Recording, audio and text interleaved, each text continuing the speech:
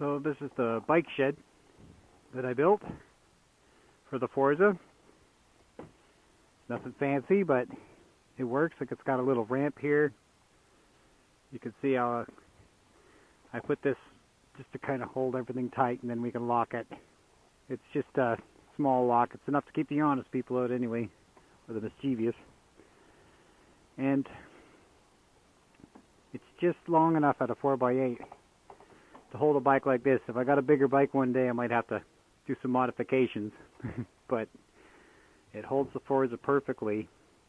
And something else I did with this is I put this goes right through to the house, like into the tool shop. So I put a little, like a automatic on and off style heating fan that I can adjust, and that's going to be set just on barely on antifreeze setting in the winter, and that'll just keep this nice. I'm going to insulate this in the fall, and it should just keep this nicely from freezing in the winter when I store the bike. So I thought that's kind of a cool way to keep the bike. So there you have it. Well, today's kind of a cool day.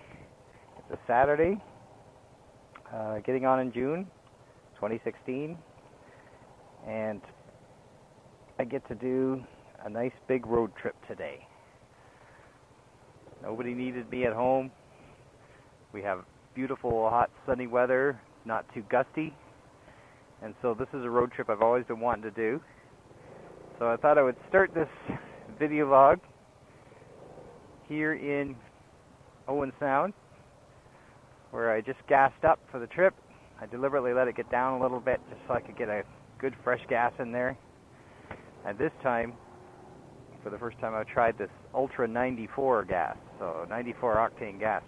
It's never had such good gas in it before, so hopefully it'll run like a charm. What I'm planning to do on this trip is I wanted to do, I guess it's called Gray Road 1, and it loops all the way around on a shoreline on Georgia Bay and then ends up down in Wyerton. And then I was going to head north out of Wyerton and then go north on this other road called 9. It's supposed to be a very scenic road, and it will head up into Lion's Head, where I'm going to possibly meet with an acquaintance of mine who I was messaging last night. And he's got a 1977 fully restored Honda Goldwing. I don't know if he has time to go out on it, but anyway, he's working most of the day, but we're hoping that maybe he can be available by the time I get there, which will be, 2-3 hours from now. Maybe he'll be done his job and he can have a little time. We can, as he put it, we can have tea. But yeah, I'll stop in for a tea and look at his Goldwing is what I'd like to do. But if not, well, I still got to do my awesomely cool road trip that I've been wanting to do that ends up Wyerton, Lion's Head, and then I might come back by way of Highway 6 through Hepworth, as Tim Hortons there, I know. So we're going to go there. So this is going through Owen Sound now.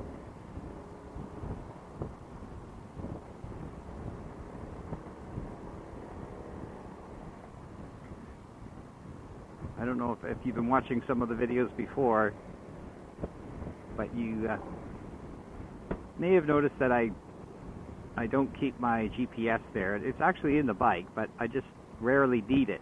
So, because I know the area, I know the roads, and I rarely need that. I may need it if I end up getting lost somewhere, but when it's a Saturday afternoon and you got all day and you got lots of gas in the bike, getting lost is not such a bad thing. Sometimes it's kind of neat. But the GPS can always get me home if I do end up not sure where I am or where I want to go. So I keep it locked up under the seat. Whoa, dude. I like how he just wants to keep going anyway. Oh, it's just a bike.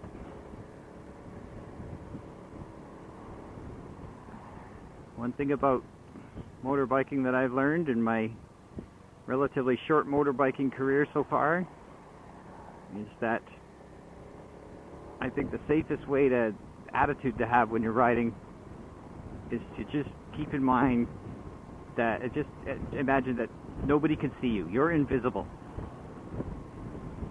Because they literally just don't look at you. They just don't even know you're there, like that guy there. You just keep driving. Either that or they think you're just going to get out of their way because they have a larger vehicle. Maybe that's what's going on, I don't know. I mean, I've been driving for over 30 years and I never had a problem seeing motorcycles on the road. It's just like any other vehicle. It's just on 2 wheels instead of 4.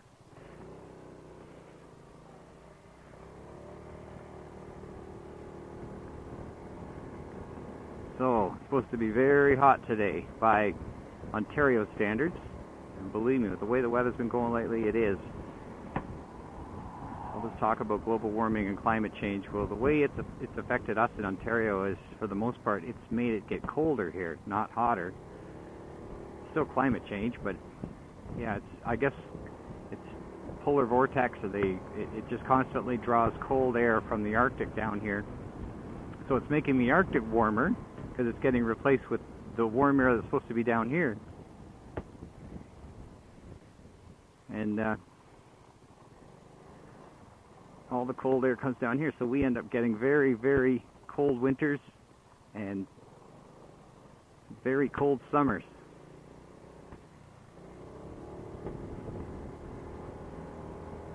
So when we do get a hot day like today, we get out, we make sure we make the most of it. I mean, you can't even find a campsite in the summer in Ontario anymore.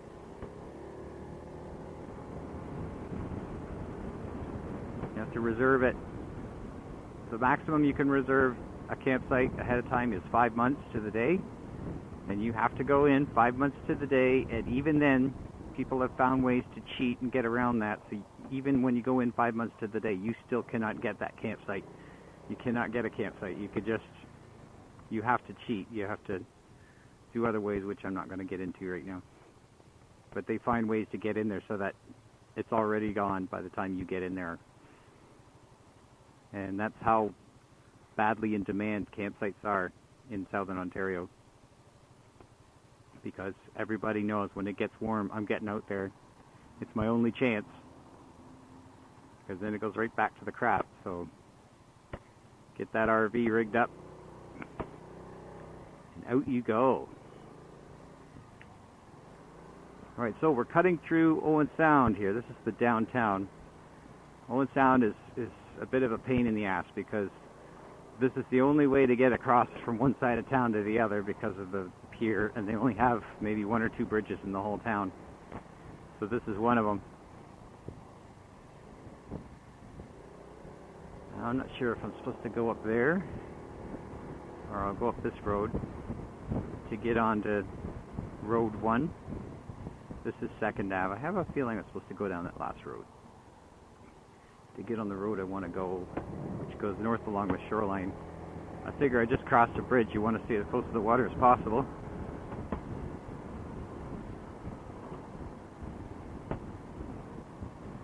We're going to go up here.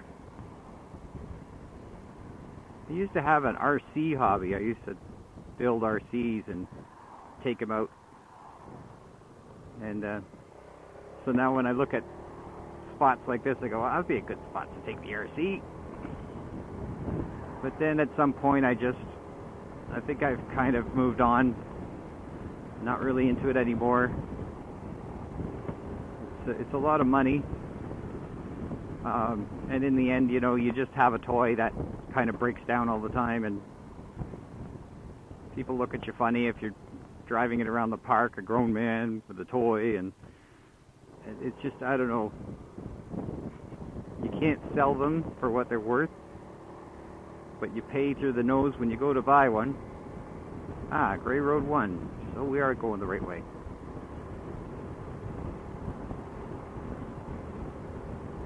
And you can spend enormous amounts of money on these RCs, and it's insane, and it's an underappreciated hobby. and it's getting to the point where it's just not that rewarding for the amount you put into it. Usually when you try and sell it, the guys that like RCs are so cheap, they won't give you anything for it. But I used to take my RCs around this very park here, and I let my kid run around in the water park while I did my RC, and the wife sat there on the bench knitting or whatever it is she wants to do. It was pretty cool. Anyway, let's go by this guy. He's dawdling. One thing I don't miss on my old scooter.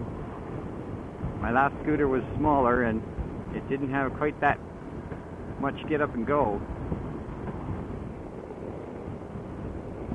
And the cars would be going around me, not the other way around. Now I'm the one passing them.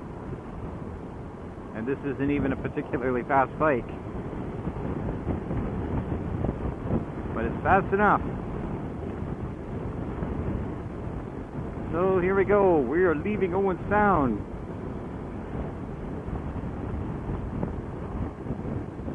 Starting to head out of town. Now, I've never really done this road much, so this is new for me and new for you. I should let you know I'm kind of scouting out this road by doing this trip. Because in a week or two, we've got a road trip planned, my wife and I, and we want to do something I've always wanted to do. So here's a nice view. I don't know if you can see it. That's the Owen Sound. Anyway, the road trip, I wanted to go this way, but I'm wondering if it's going to take too long. So I'm kind of timing myself to see how long it takes to go this way. And the reason being is we have to get all the way up to Tobermory and get on our boat. And that boat ain't going to wait for us, so you got to be there on time. And we're going to get on this massive ferry called the Chi-Chi-Man. A lot of you, I'm sure, are familiar with it. It's been running for years and years. It takes you across to Manitoulin. And I've always wanted to take a bike onto that ferry and go across to Manitoulin Island and do a bike trip on Manitoulin Island, and stay over at a bed and breakfast kind of thing. And so we're going to make it happen. I am hoping for good weather. Just see how it goes.